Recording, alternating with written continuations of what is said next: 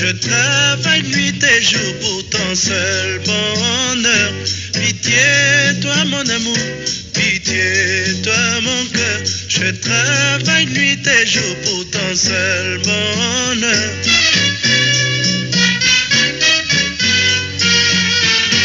Si tôt le matin je me réveille, devant ta photo je me recueille. Je sors sans déjeuner, je pars pour travailler.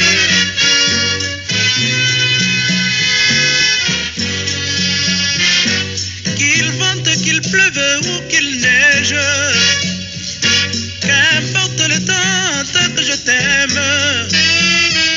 Le soir, je vais revenir, je fais ton avenir.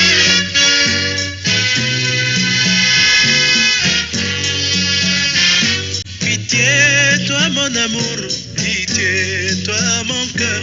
Je travaille nuit et jour pour ton seul bonheur.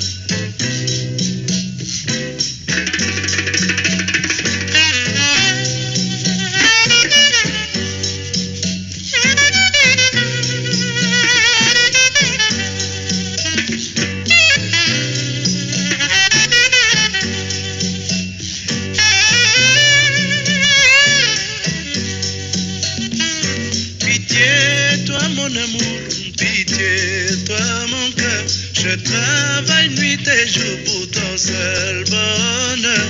Pitié, toi mon amour, pitié, toi mon cœur. Je travaille nuit et jour pour ton seul bonheur.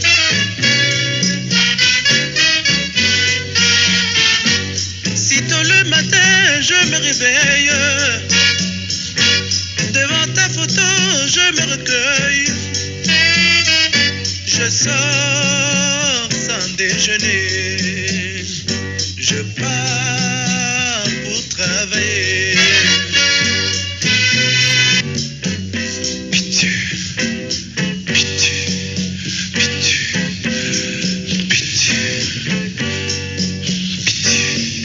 pitié, pitié, pitié. Afternoon, ladies and gentlemen. Good afternoon, good afternoon, good afternoon. Welcome to the Kenny SpodCast, and I'm here today to give you guys some hot picks for this weekend in the world of soccer. And before I do, I would like to touch three games that I gave you guys in the Champions League, and I failed one of them. And however, when you do three games, they judge you based on the algorithm. In other words, three games is judged by on a percentage ratio as 33.33333 blah blah blah. One of the games that I got wrong, absolutely wrong for the Champions League. Remember I gave you guys three games: Lens Arsenal, Real Madrid versus Napoli, and I give you guys Galatasaray versus Manchester United. Now the game I messed up was the Lens here, because I actually thought Lens was going to do what they did back in France against Arsenal when they won the first leg 2-1. But unfortunately, things did not go into their favor. It went into Arsenal's favor in London. And 40% win or draw, I give Arsenal, but Arsenal took it all the way, 6-0. And surprisingly, the scorer, the first goal scorer, I believe, was Kai Havertz, who have scored in 2 straight games for Arsenal. Congratulations to you, but the thing is, I'm not supposed to say that because you are worth 65 to 67 million pound. This is exactly what, well, not us, because you are, I have to be honest, you are not the first choice that I would choose as a striker, but Mikel Arteta saw something in you that we all didn't see. So congratulations to Kai Havertz. I was wrong on this one, so it brought me down to 70% if you round it up to 75%. But the Real Madrid game, the scoreline was 6-0. So I would like to congratulate Gabriel Jesus, Martinelli, Kai Havertz. Who else scored in that game? Bukayo Saka scored in that game as well. But the most important player in that game was not the goal scorers themselves. It was the sheer defensive brilliance of Tomiyasu, who's showing you his value now when he's not injured. Don't forget, we signed this guy 2 years ago, and he was under a plague of injuries, and he could not fully perform to his full potential. I've seen him play in Italy, in Torino, in defense, and he's not bad. He's very good. And from what I'm hearing, at 25 years old now, Tomiyasu is being offered a new contract. And if the Kroenkes are clever, I would strongly suggest that you give him whatever he's asking you for, because why? You got two teams in Italy, the leagues that he came from, are asking for him again. That would be Juventus and also Internazionale. The young man is 25 years old. He's the correct competition for Ben White, Benny Blanco. And Benny White is 26. Tomiyasu is 1 year lesser. So you would have two solid right backs at Arsenal Football Club. And don't forget that Julian Timber is due to be back in February, and he would be able to provide proper competition for Zinchenko on the left-hand flank. We saw how he how he debuted for Arsenal in the preseason. We saw what Julian Timber is capable of in the Dutch league, even though he didn't get a chance to play well for Arsenal because of a thigh strain. But everything is on course. He's training. He's fit. I saw him train the other day. He's doing his leg presser. I even saw him with his girl, like getting a few cases around, and good for him. But now I want him to come back mentally and physically focused for the Arsenal. Now for the second Champions League game, which was at 3 p.m. This past Wednesday, was against two of my favorite team, one Italian team, Naples, versus my Real Madrid. And don't you know that Real Madrid and Arsenal, I do them side by side. Pause. And Real Madrid kind of struggle. If Bellingham was not here to bail us out again, I'm not gonna stop saying this. Madrid, Fiorentino Perez, yo habla para ti, señor. I'm speaking to you right now. You gotta buy a striker. Yo a necesitar un delantero, por favor. I need a striker, please.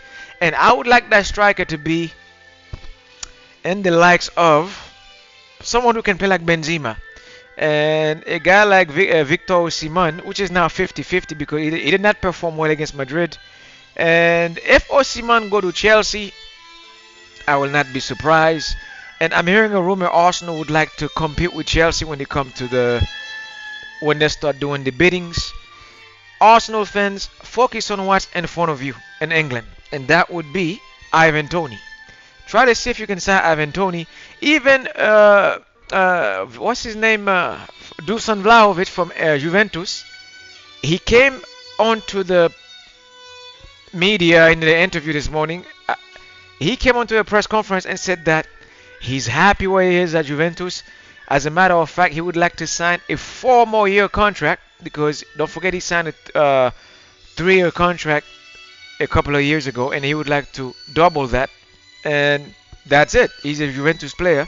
So Arsenal, this give you more reason now to focus on the signing of Ivan Toney for January if you would like to have a striker who can bag minimum 25 to maximum at least 35 to 40 goals a year, or the average 30 goals a year, which you would like to have.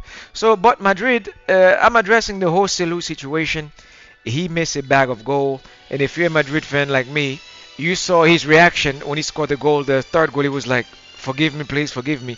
Rochereau, you don't have to ask for forgiveness. You did what you had to do, because I said that you would deliver, and I asked you. I said Jude Bellingham 70% was scoring that game, 30% Rochereau, and I swear to God, folks, that's exactly how it played out.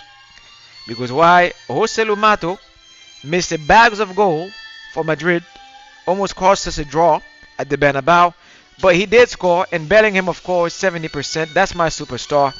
But the thing is, you have to relieve him of his burden. He's a playmaker. He's a midfielder. If you want him to perform like Zinedine Zidane the Great, you're gonna have to relieve the burden by hiring a goal scorer like a Ronaldo or a Karim Benzema like we had in the past. If not, what if one day your luck run out against a team like Bayern Munich or Manchester City? That's what I'm trying to say. But Madrid won the game 4-2. Congratulations to Madrid. Hala Madrid. And of course, respect to the Gunners. And then at 12:45, there was the game. To me, it was the Champions League game of the week, where Galatasaray was hosting in Istanbul the mighty Manchester United with their new superstar, the new birthed superstar, Garnacho from Argentina. Argentina. This kid is good. Never mind the bicycle kick he did against in the Premier League against Everton. You show me your worth in the Champions League in one of the toughest, most insane atmosphere to play football in, where the fans are passionate about their club in Istanbul. The entire world was watching how this kid was going to react. Now he's on the world class platform and he performed. He was actually the one to score the first goal for Manchester United. So all the doubters who's been talking bad about Garnacho, I'm not a Manchester United fan. I just appreciate talent. And this kid delivered for Manchester United on Wednesday. Man, he's got the stuff. But now, United, I'm going to address this for you guys. Who do you guys have as defense? Because you guys scored 3 brilliant goals against Galatasaray in Istanbul. Garnacho, Scott McTominay, and then the goal from your captain, one of the goals of the season, if not. But at the back, you have Victor Vendelov and Harry Maguire at the back. You cannot score 4 goals, score 6 goals, and allowed 7 or 8 at the back. You keep blaming Victor Onana. When you bought this goalkeeper from Inter Milan, I'm going to give you who was defending in front of him for Inter Milan. Even though Skriniar now play for PSG. And Inter Milan is a team that know how to defend. Manchester United's issue is not attack, is defense. Your defense is why you guys are sometimes struggling in games. Now, Inter Milan, even though they have a different lineup, if you look at who's in front of the goalkeeper, thou shalt not pass. You have the likes of De Vrij, Stefan De Vrij from the Netherlands, 31 years old. A guy United could have signed.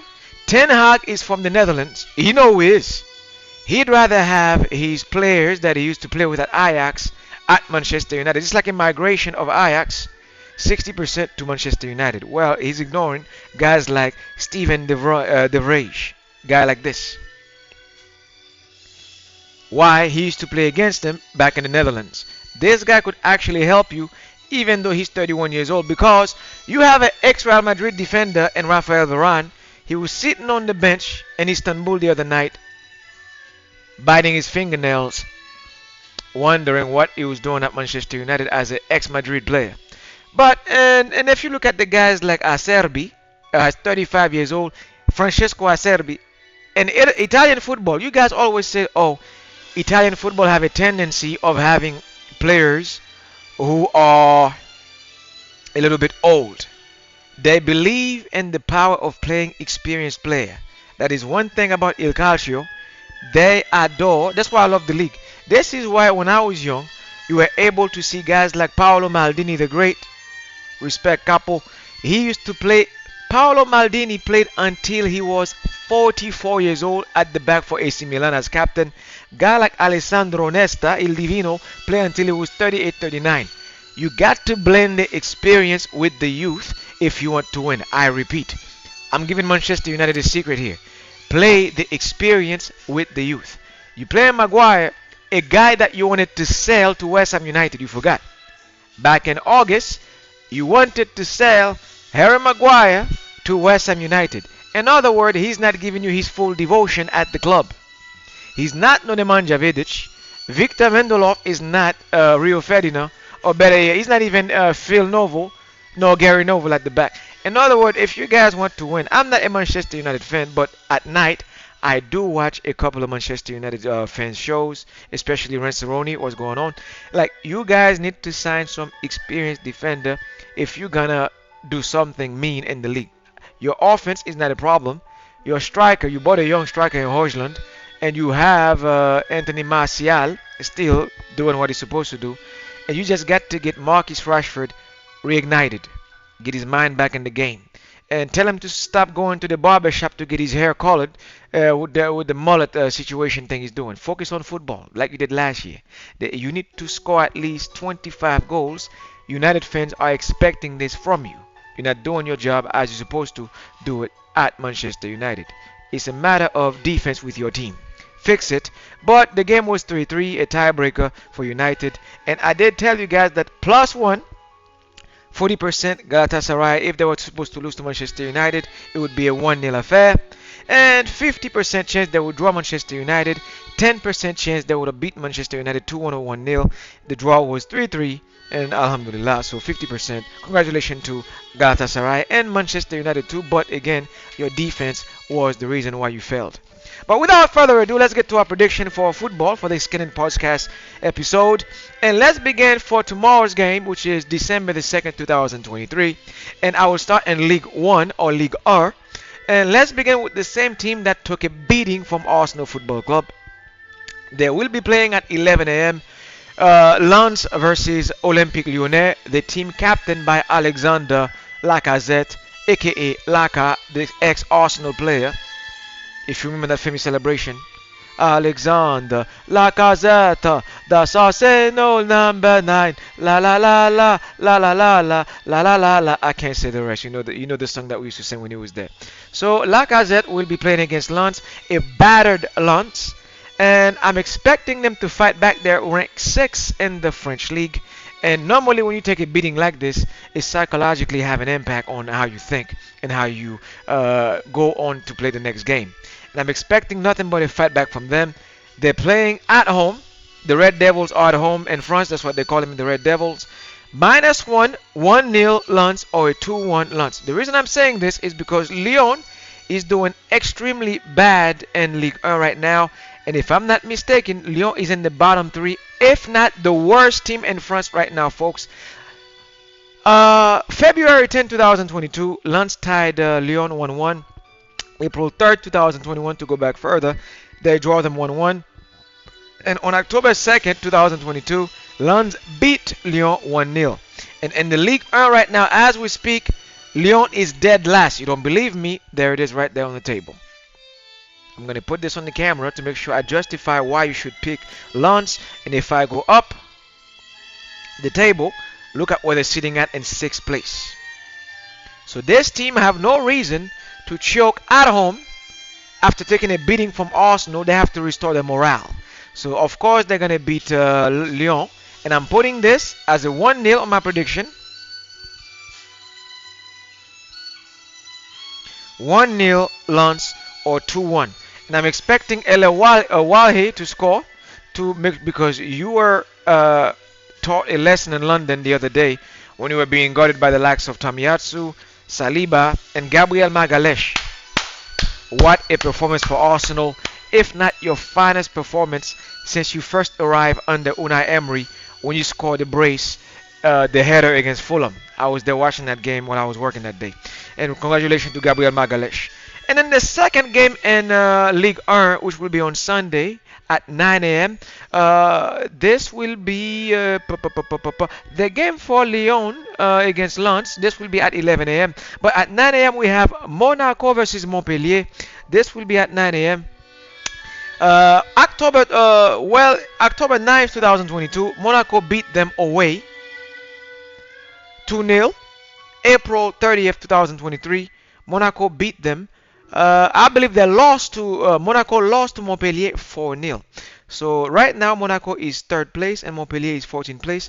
So for this game, I would like you guys to go with +1, +2, or 70% to 80% chance all Monaco all day as the underdog, and I expect them to win this game. Do not be scared on the spread they're going to offer you guys. Go with AS Monaco, the team of Flo Belagon and the team of Alexander Golovkin from Mother Russia.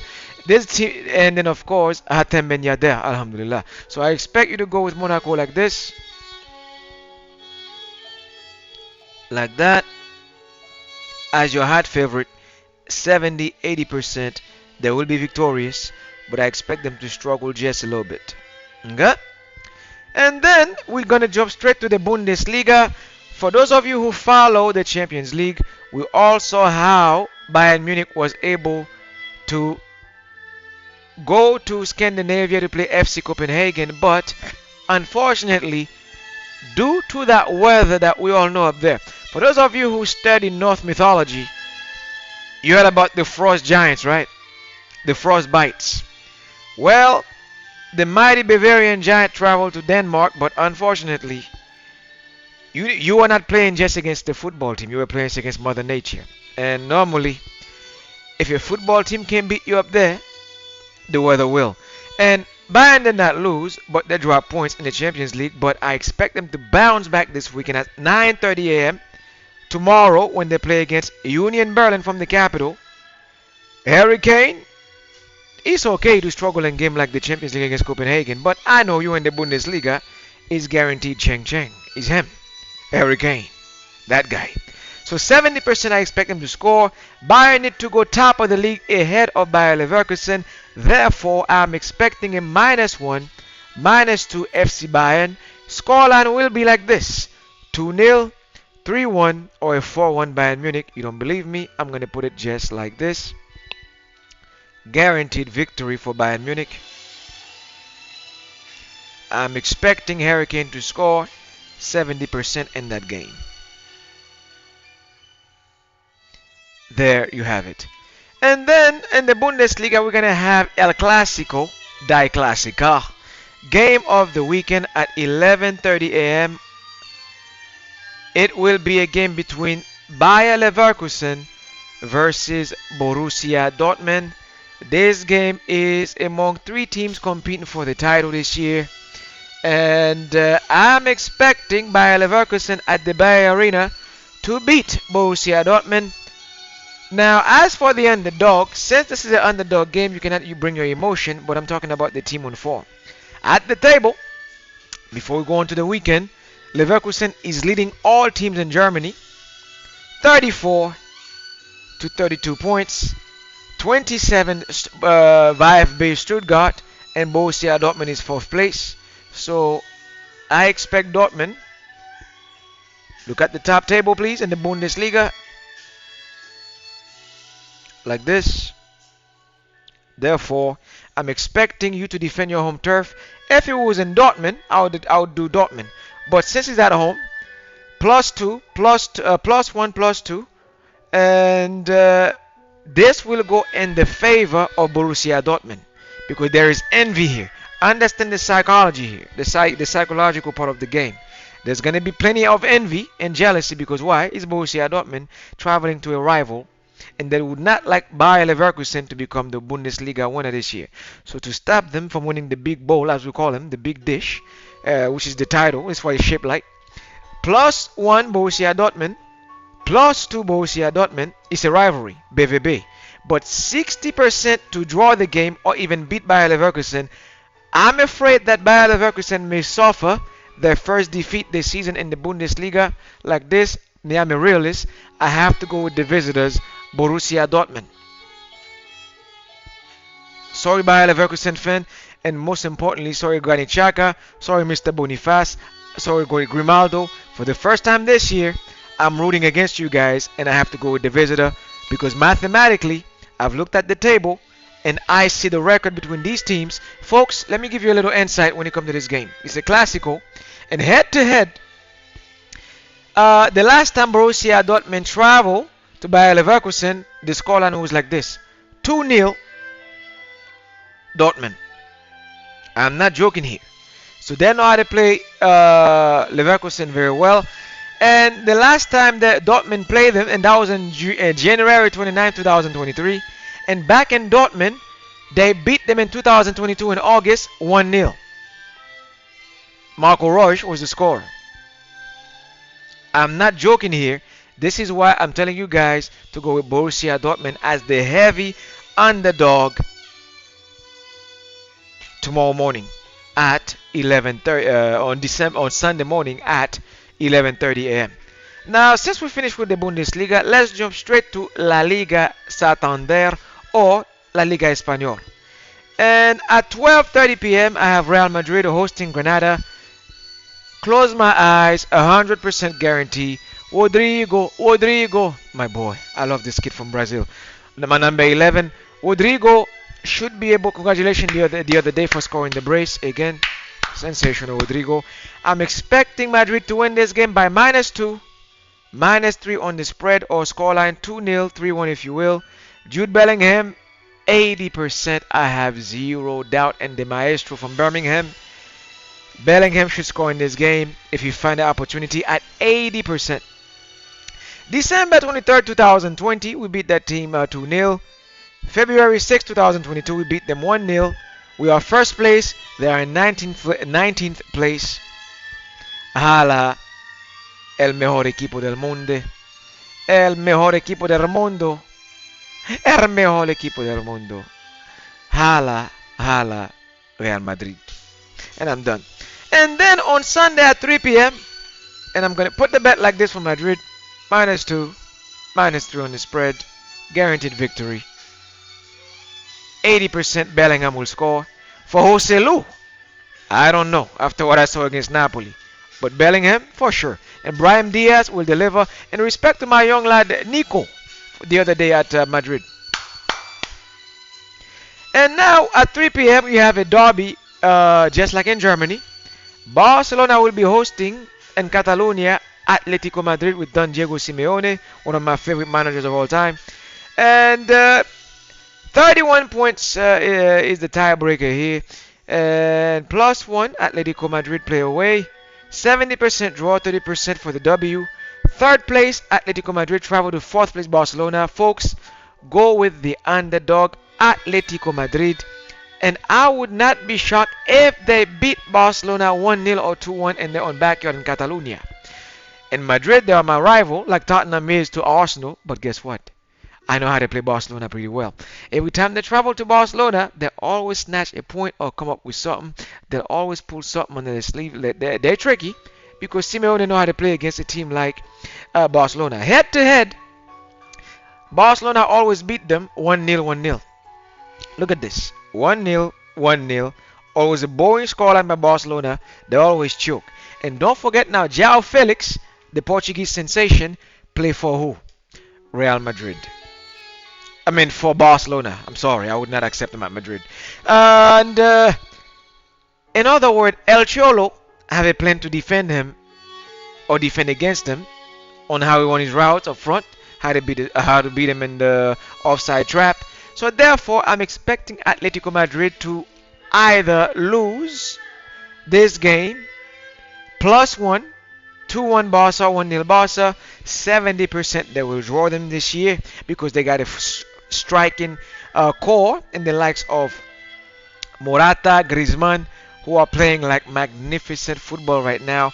I'm expecting Atleti to even pull a victory 30%, just like this.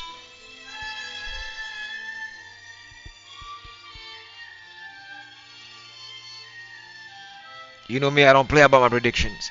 70-90% I will deliver, inshallah.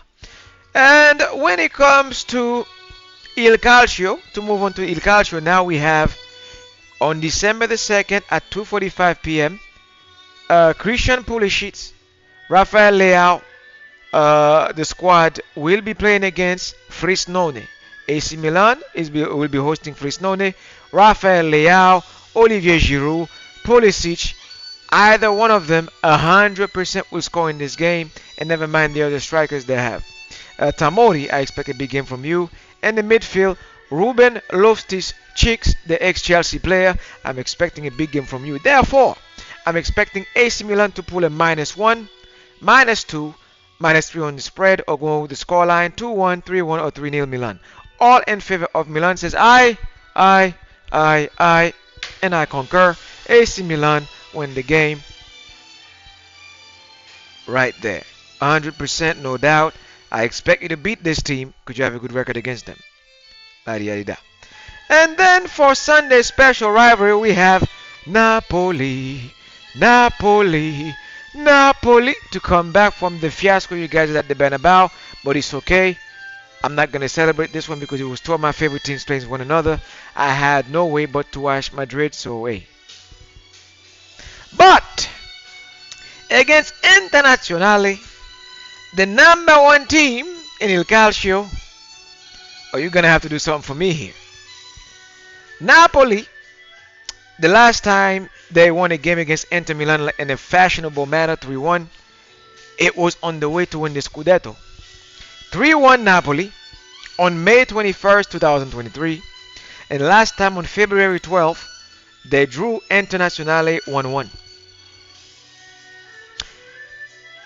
This Saturday, I would like you to either draw the game or even win the game, because right now you are behind Inter Milan by 9 points, 24 to 33 points. Actually, 8 points because Inter is second, Juventus is first. Juventus just won their game today against Monza, if I'm not mistaken. 1 second. I believe Juventus won their game today against Monzarini because they had a game this afternoon, and Juventus won 2-1. And Rabiot and Gatti, not Arturo Gatti by the way, but the one with the other one with the double T. He scored in the 90th minute to put a victory. But Adrien Rabiot, congratulations to you, the Frenchman. But Napoli, if you can find a way to lose or try to draw them, if you lose 2-1, 1-0, I will not be mad. But I'm expecting Inter Milan to win this game 2-1, 1-0.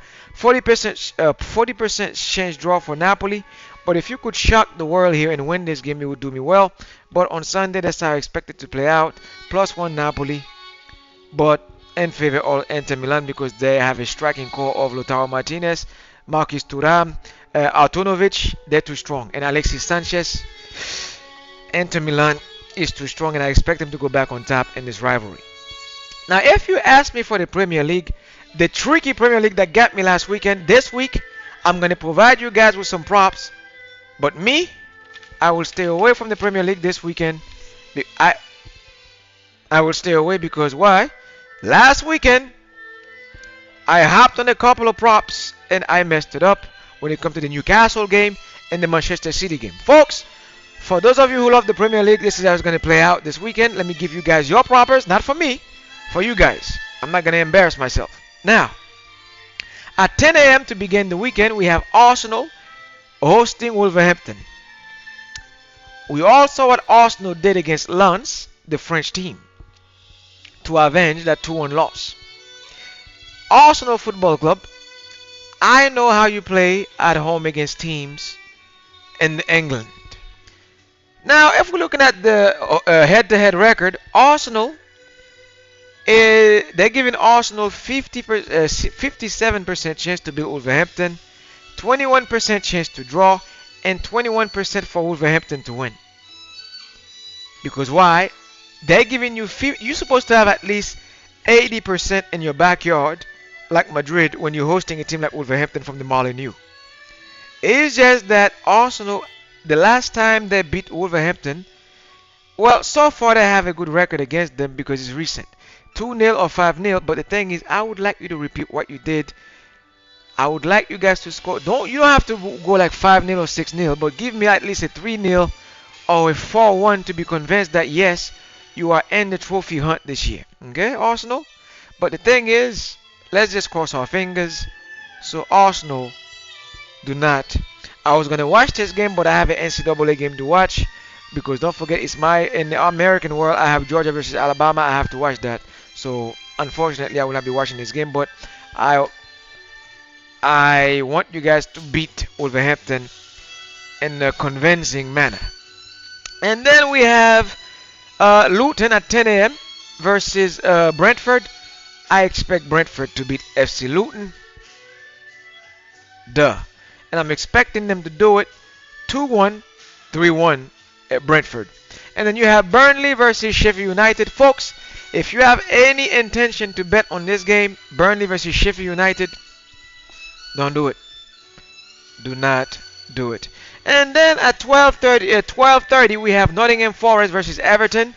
I'm all in favor of Nottingham Forest playing at home in their stadium at the City Ground in Nottinghamshire, and I'm expecting Nottingham Forest to win this game 1-0 or 2-1. 1-0 or 2-1. Mr. Elanga, I expect you to show up, and your striker, the Nigerian sensation, I expect you to show up for Nottingham Forest. Either Chris Wood or the other guy from Nigeria, Mr. Awoniyi. You suppose Taiwo. I think he's been injured, but don't know when he's going to return. He may show up for this game. Everton took a beating from Manchester United, and All in favor of Nottingham Forest? Aye. Verdict. And then at 3 p.m. we have Newcastle United. This is my game here. Hosting at St. James's Park, Manchester United at 12 at 3 p.m. We all see how Manchester United destroyed Everton this past weekend. Can you repeat it against Newcastle United, a team that can fight you? The same team that stuffed Paris Saint-Germain, not winning the game, but beat the narrative for me by stopping Monsieur Mbappe from collecting all 3 points. Now, can Manchester United stop Newcastle United in their own stadium? Now, for the injured list, I'm going to give you guys the injured list for Newcastle United and Manchester United. For injury list, folks, Newcastle United have the following players injured. Wilson, the striker, Caleb Wilson, injured. Gabriel Byrne, injured. Anderson, injured. Kraft, injured. Harvey Barnes, injured. Danny Murphy, injured. Willock, injured. Target, injured. Shane Longstaff, injured. Botman, injured. Tonali, a red card because of what? The suspension with the gambling thing, as you guys all know. Manchester United have only the following players injured. Casemiro, injured. Ericsson, injured. Evans, injured. Martinez, injured. Mason Mount, injured. And Malacia, injured. Manchester United have zero excuse. They have zero excuse, I repeat, if they lose or draw Newcastle United at St. James's Park. After all you did in Turkey, after all you did against Everton, I expect United to collect a W at St. James's Park. Anything else but a W, your fans will be talking about you. I will be talking about you because since you've been doing all these bicycle kicks and going to Istanbul to do the impossible, now do it against Newcastle United. I dare you. Folks, I'm expecting Newcastle United to beat Manchester United. You don't believe me? It's going to happen. The same team that beat Chelsea, I expect them to do the unthinkable by beating Manchester United 2-1, 1-0 Newcastle United. All in favor? Aye. Newcastle United to beat Manchester United this Saturday at 3 p.m. And then on Sunday, again, I'm not going to write these down. This is for you. I'm doing this. I love you guys. But I'm not doing this for myself because I'm not that stupid to put money on the Premier League again or to even have people put money on the Premier League again. Why is this? It is too risky. It is 50-50 always, every single weekend.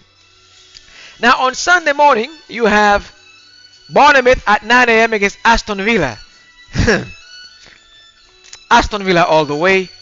2-0, 2-1, or a 3-1 affair. Unai Emery. That's the manager I'd like to have. And then Bournemouth, I'm sorry, it's just that looking at your position at the table, you are... Bournemouth is ranked 16th. Aston Villa is 4th in the Premier League. And I don't expect you to put up a fight against Aston Villa. I expect Oli Watkins to score again at 80% ratio. Diaby, Leon Bailey. Folks, put the money on Aston Villa if you want. And then we have at 9 a.m. Chelsea versus Brighton. Now Chelsea, this is where you come back from that shocking loss against Newcastle United. I'm not going to say anything. Money line this one, folks. Do not go with spreads for Chelsea. Go with the W. Chelsea all the way in their own stadium at Stamford Bridge. I'm expecting you to come back psychologically from that beating you took against Newcastle United last weekend. And then we have Liverpool hosting Fulham.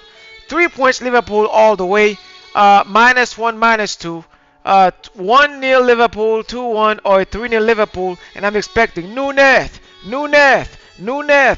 to fire back because they rested you for that game against the team LSK in the Europa League. And congratulations to Liverpool. 4-0 victory. Cody Gakpo, Mohamed Mo Salah. I'm expecting you to score a 200th goal for Liverpool this Sunday at 9 a.m. at Anfield. and I'm expecting a big game from your midfield. Congratulations to the Japanese midfielder Endo. This guy is very good. And I'm expecting a big game from Dominic Slobozaj. You were arrested for a reason. And I'm expecting a big game from Diego Jota.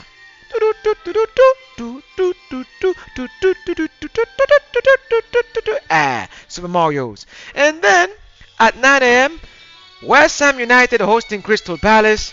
You playing at London Stadium in the Olympic. West Ham, come on, you hammers. Come. I expect it 3 points.